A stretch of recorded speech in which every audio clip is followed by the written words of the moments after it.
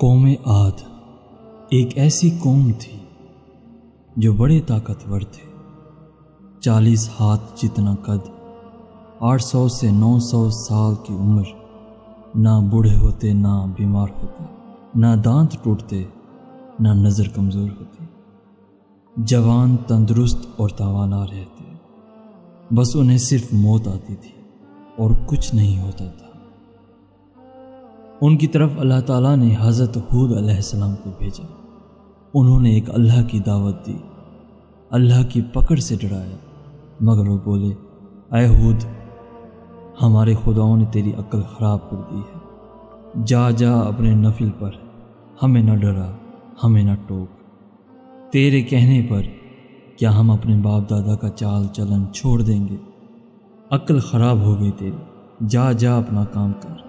آیا بڑا نیک چلن کا حاجی نماز، تیرے کہنے پر چلیں تو ہم تو بھوکے مر جائیں۔ انہوں نے شرک، ظلم اور گناہوں کے طوفان سے اللہ کو للکارا، تکبر اور غرور میں بدمست بولے۔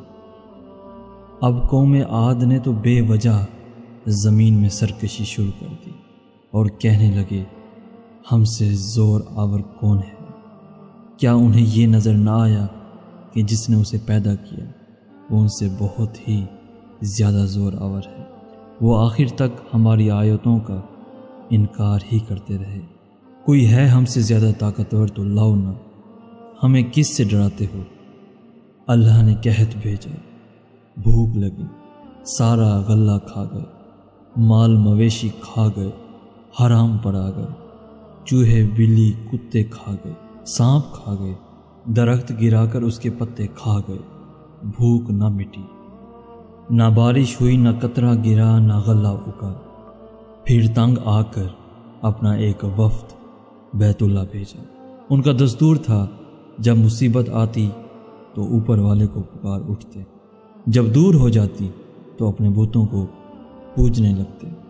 بیت اللہ وفد گیا اور کہا کہ ہمارے لیے اللہ سے دعا کرو کہ بارش برسائے۔ اللہ نے 3 بادل پیش کیے، کالا، سفید اور سرخ۔ اللہ نے فرمایا، ان میں سے ایک کا انتخاب کرو۔ انہوں نے آپس میں مشورہ کیا کہ سرخ میں تو ہوا ہوتی ہے، سفید خالی ہوتا ہے، کالے میں پانی ہوتا ہے، کالا مانگو۔ اللہ تعالیٰ نے کہا، واپس پہنچو، بادل بھیجتا ہوں۔ وہ خوشی خوشی واپس آئے، سب لوگ ایک میدان میں جمع ہوئے۔ بادل آیا، وہ ناچنے لگے کہ اب بارش ہوگی، قحط مٹے گا، کھانے کو ملے گا۔ کیا پتا تھا کہ وہ بارش نہیں، اللہ کا عذاب ہے جو تم ہود سے کہتے تھے کہ لے آ جس سے ہم کو ڈراتا ہے۔ اس بادل میں ایسی تند و تیز ہوا تھی کہ جس نے ان کو اٹھا مارا، ان کے گھر اڑا دیے۔ 60 ہاتھ کے قد اور لوگ تنکوں کی طرح اڑ رہے تھے۔ ہوا ان کے سروں کو ٹکراتی تھی، اتنی زور سے ٹکراتی کہ ان کے بھیجے نکل کر منہ پر لٹک گئے۔ بعض لوگ بھاگ کر غار میں گھس گئے کہ یہاں تو ہوا نہیں آ سکتی، مگر میرے رب کا حکم ہو کر رہتا ہے۔ ہوا غار میں بغولے کی طرح داخل ہوتی اور ان کو باہر اٹھا کر پھینک دیتی۔ اللہ نے فرمایا، کیا کوئی باقی بچا ہے؟ اللہ تعالیٰ نے ان کو ہلاک کر کے دکھایا کہ جب تم اللہ کی، اس کے رسول کی نافرمانی کرو گے، اللہ تم پر ایسی جگہ سے عذاب بھیجے گا جہاں سے گمان بھی نہ ہوگا۔ جو گناہ قوم عاد نے کیا، کیا وہ ہم نہیں کر رہے؟ کیا ہم اللہ کی حدوں کو پار نہیں کر گئے؟ کیا ہم نے اللہ کو اپنی نافرمانی سے نہیں للکارا ہوا ہے؟ توبہ کرو، اللہ سے ڈرو، اللہ کو پکارو۔ جن گناہوں کو ہم معمولی سمجھتے ہیں، اللہ نے ان گناہوں پر پوری قومیں زمین بوس کر دی ہیں۔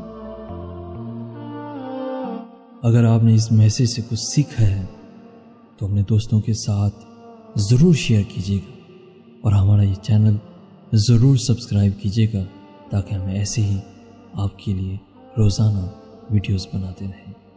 جزاک اللہ۔